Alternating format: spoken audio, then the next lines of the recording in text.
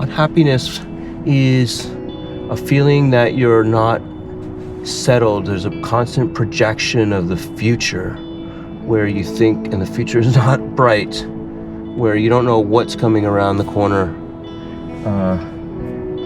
and it could be, and it's probably not going to be good. And so my unhappiness had an undercurrent of fear all the time. All the time.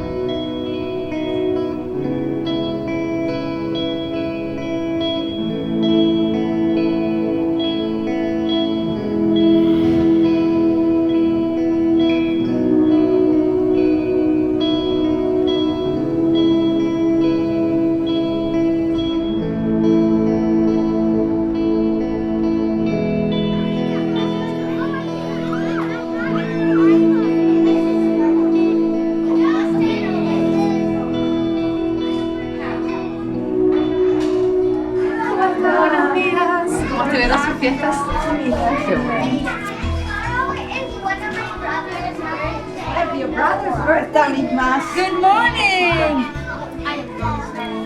Happy Thanksgiving. Sí, tanto para agradecer. Y Somaira. Necesito. Bien, ¿cómo está todo? Bien. ¿Cómo pasó su Thanksgiving en familia? Ay, yo también. Hello, how are you? Somaira es la maestra más antigua que tenemos, 21 años. I think that we need to start the story when I was born. I think you have to imagine 1943, Second World War. We were in Bergamo. Bergamo is a city very close to Milano. Milano was a target. They had to run almost every night. She was running with my brother, with the nanny, and myself, because my father was fighting in the front. And maybe the best story of everything, it was when my father came to see me when I was born, and he couldn't come back to the front because all his battalion they were in an ambush and they were dead. So he said that I saved his life, and that's the reason that he called me Maria Grazia. So we had to take a boat and go to Uruguay, and it was like a month.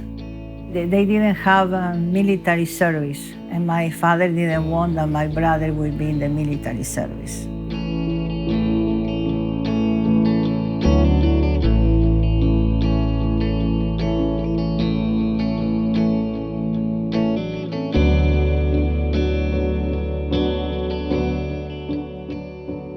I learned a very nice lesson in that moment.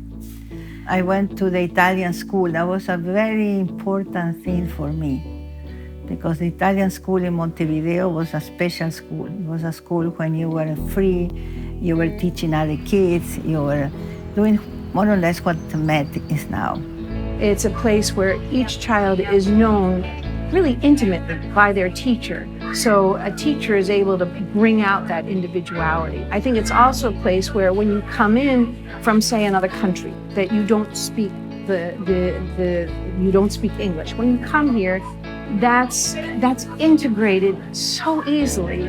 Not only do you feel like it's okay that I speak this other language and everyone else speaks English, but other people both relate to it because there are other students that experience that same thing, so they can be empathetic. They know what it's like to come and not speak English.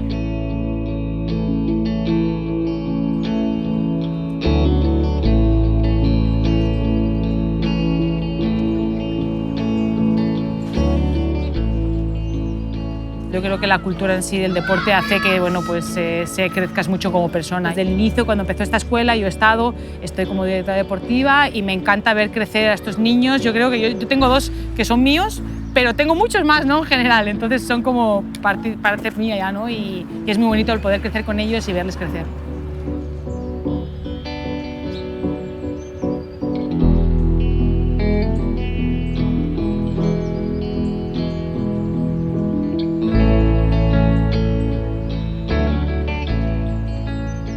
The Garden to Table program is a program where all students are involved with growing food here at Met. So I think it's important to be connected to the earth for students to understand that we are part of an ecosystem, that we're part of the earth and not disconnected from it. So that's one step in understanding where our food comes from and also awareness of what we're putting into our bodies. And if we're taking care of our bodies and ourselves, then we're also taking care of the earth when we start to be more conscious about our decisions.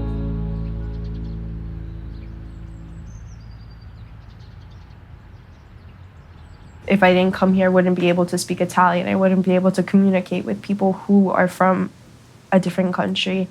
And I wouldn't have had the experience of going to these different countries like Spain and Italy or China that I went to last year. Right now we have a program that they have their own store in the school.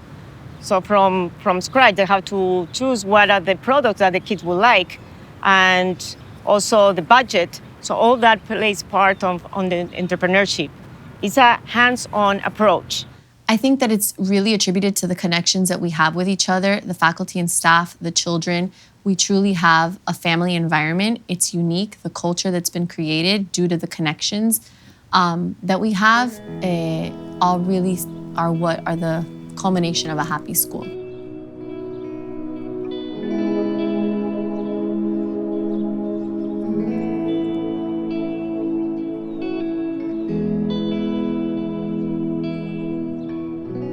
I see Met as a happy school itself. You could tell when you roam the hallways and you see the kids, you see their peace, you see their camaraderie, you see their happiness. And then when you meet the teachers and you see the glint in their eye, you know, you could tell that somebody over there is doing something right. There's nobody there who doesn't belong there. This school has always had for me, an international atmosphere, you know, having been taught Spanish and Italian, you know, it helped awaken in me a passion for learning languages. So when I graduated here and my high school offered Chinese, I was like, wow, that's an interesting language. I want to take it. And from there, I found out about NYU's program in Shanghai, and I just decided, yeah, I want to give that a try. So really, it helped awaken a passion for things international, you know. Una de las cosas que me gusta de acá, de este sistema, es que tú enseñas para la vida y enseñas para que los niños sean felices.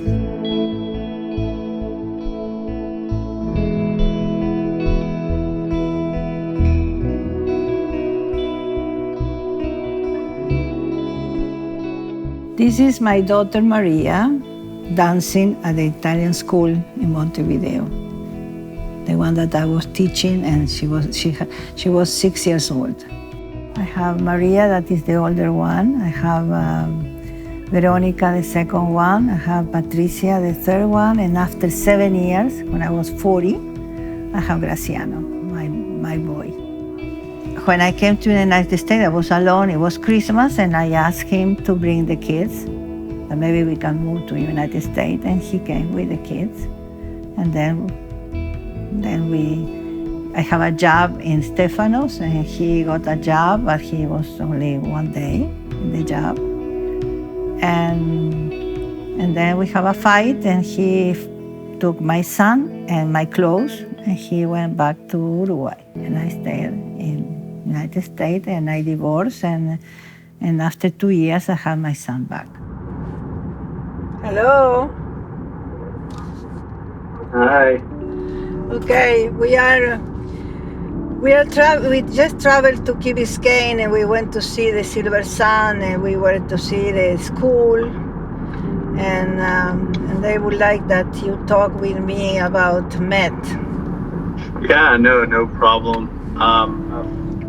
a property that, frankly, from my perspective, I was a little bit nervous about because it was in Wynwood, and at the time it wasn't necessarily what it is today in terms of all the investment and all the different restaurants. And what we really were trying to do with the website and the whole go-to-market and the marketing plan was, sell Maria, or to sell the story of Maria, but also about her past as it pertained to migrating from Italy, being in Uruguay, which I think a lot of people in Miami can relate to, myself included, having that migrant experience and then, building something out of nothing.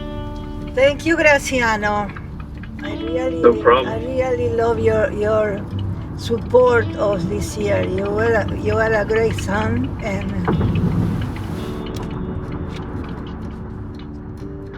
Love you, Mama. bye. Okay, guys. Ciao. Ciao.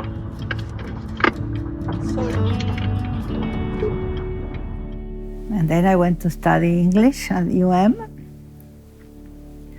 And I found this teacher that gave me a job like a Spanish teacher.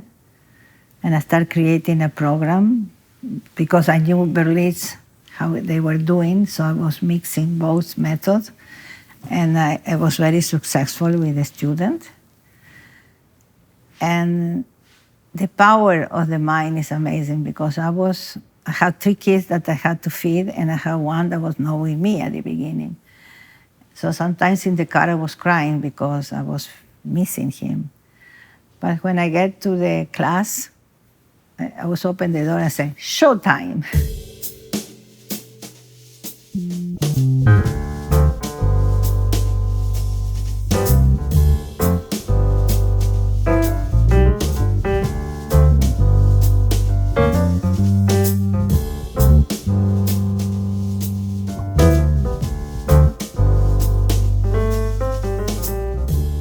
When I started, I didn't know exactly what I was doing because I was at the preschool, but the elementary, I didn't have an idea. So I was start doing the languages, food, because the food, I didn't know that we could have the food until an inspector came and said, "Oh, with this kitchen, you can cook your own food." And Patricia, my daughter, came from New York, and she said, "No, we have to give this kind of food to the kids, and the pesticides, all the things that I didn't have time to think, and that make what we are now at Met." At the beginning, it was about 14 years ago. At the beginning, people didn't really even know what organic was here in Miami.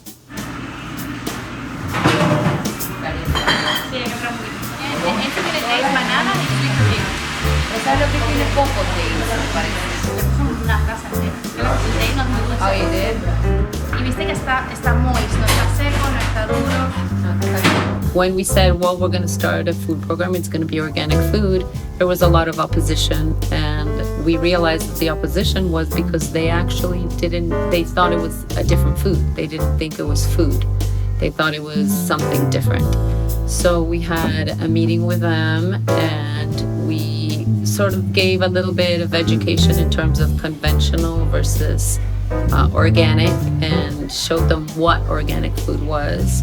We served some food, and they understood that it was food, just minus chemicals and minus, the way that you grow it was different. Hello. Hi. You're working on Saturday? Yeah, I'm working. Wow. That's good. Yeah. Trying to get it just ready. This is the perfect example of education. It's a building, it's a construction, it's a renewal, it's never ending. And it's changing with the era, it's changing with the times, it's changing with the children, but it's all evolving in something beautiful to help the new generation.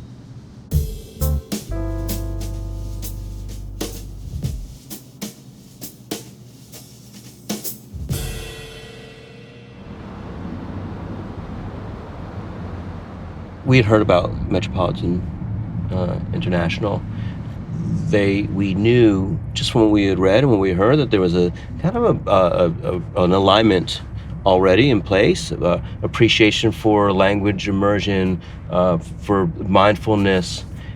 And we had heard only good things. So I had sent an unsolicited email to Maria, and she replied, and it was just magic. The moment we all met each other, we sat for lunch with Maria and Roland, and we had a 3-hour lunch, and it was just a love fest. The alignment was just so beautiful.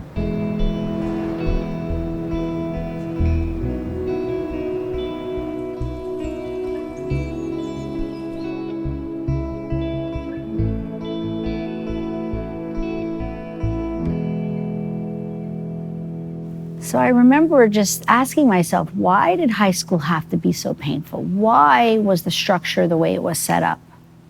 And I couldn't find a logical reason. And then I kind of forgot about it.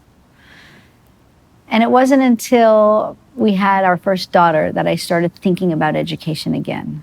She's a spectacular woman, so bright. I had no idea how brilliant she is as a financial and operational strategist. She's just top notch. She can go toe to toe with any Fortune 500 CFO in America. So I remember one day telling my husband, there isn't any innovation in any of these schools. This is like so prehistoric, too traditional. Things haven't changed so much. And I said, what if you let me build our own school for our daughter and other kids? I've always been very interested in education, and I think there's a better way to do it. And that's when the journey started.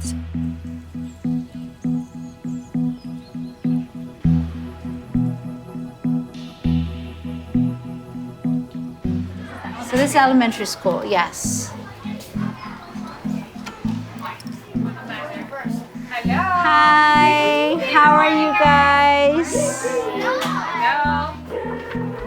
We're working on a project. Yeah? What class is this? 4th grade. Oh, great.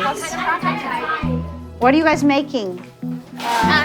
We're making canvases. They just Oh, wow, beautiful. You drew this? Is this like Pokemon? I know it's a dragon. You guys are 5th grade, right? Yeah. So you're going there next year.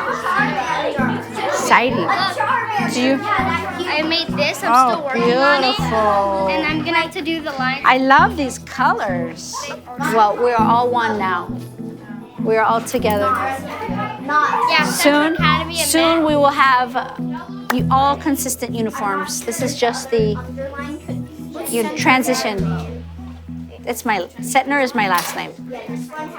When I think about Setner Academy and the merging of both Setner Academy and Met together, I see two communities that have come to the arena of education from different places, and yet when they've come together, there's been a synergy of not only an interesting and innovative academic curriculum and a centering on that character education, but also through Setner Academy, an emphasis on the mind, an emphasis on the way our brain grows and the ways in which our students can find an inner happiness that then also translates into an empathy, an interest, and engagement with the world around them.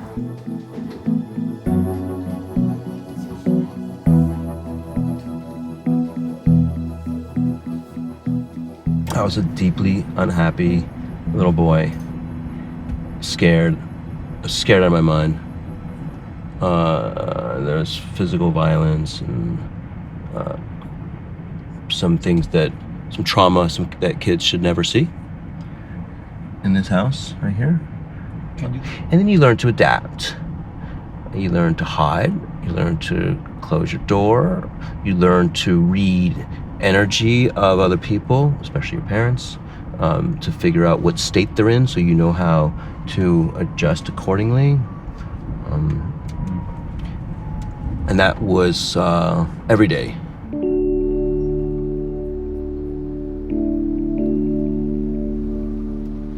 So I brought you here. This is Frankie's Pizza. I worked here for about 4 years when I was maybe 16 to 20 in high school and in college. And Frankie's is a landmark. They're celebrating their 60th year. And Frankie himself and his wife, Doreen, they ran a type of operation. They always hired young people, and I felt really safe and at home and happy and appreciated here. And I worked here as many hours as they would give me. So this place has a lot of meaning to me in my heart. We've started a school, Centner Academy. Awesome. Yeah, so it's in the design district. I'll show you a picture. It's gonna be a big deal, like along the lines of Gulliver, Ransom, that sort of thing. Nice. Yeah, it's gonna be a big home run right out of the gate. It's gonna go from little kids all the way through high school. We already have over 300 students, and it just started. So basically, you and your wife too. I think it's amazing. Yeah. I like that a lot. Thank you. It's pretty much the same. Look at it. Look at that. That's kind of cool. That's Roxanne. That's Frank as a young man. Super day crew, right? I was day, night, everything. Yeah.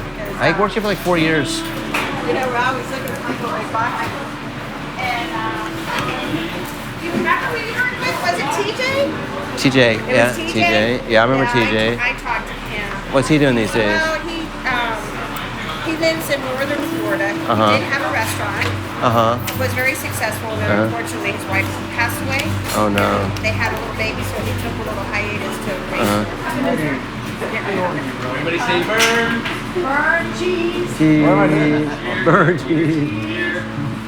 So I think God loves me. He's put these challenges in front of me, knowing that I'm going to be able to navigate through them and emerge at the end of the road in just a beautiful position to actually do good things for the world. And that's where I am now. Their lives are not going to be governed by fear and anxiety and projection. Their lives are going to be governed around living in the moment, being present, connecting with others, loving others. That's what we're trying to do now with our own children and with the other children of others, because that's going to save the day for future generations. The power of their mind. I started personal development when I was 18. I started to learn about the power of my mind. And manifesting all my life became really easy because I knew that whatever I put my mind to, I could do. And I knew that my mind was it could either be my own prison or it could be freedom. And unfortunately, most kids don't know this, and they don't have the ability to figure this out. And so we're going to be feeding them with that when they're very, very young. So I like to call them emotional ninjas. That's the idea. Anything that gets thrown at them, they can handle. We are creating children that depend on something or somebody. And we cannot do that. We have to teach children to be independent and leader of themselves, and maybe in the future leader of the world. I don't know. But the most important thing that they are happy with themselves. And that's what we are doing. And that's what it was education when I was 19 years old and started in Uruguay.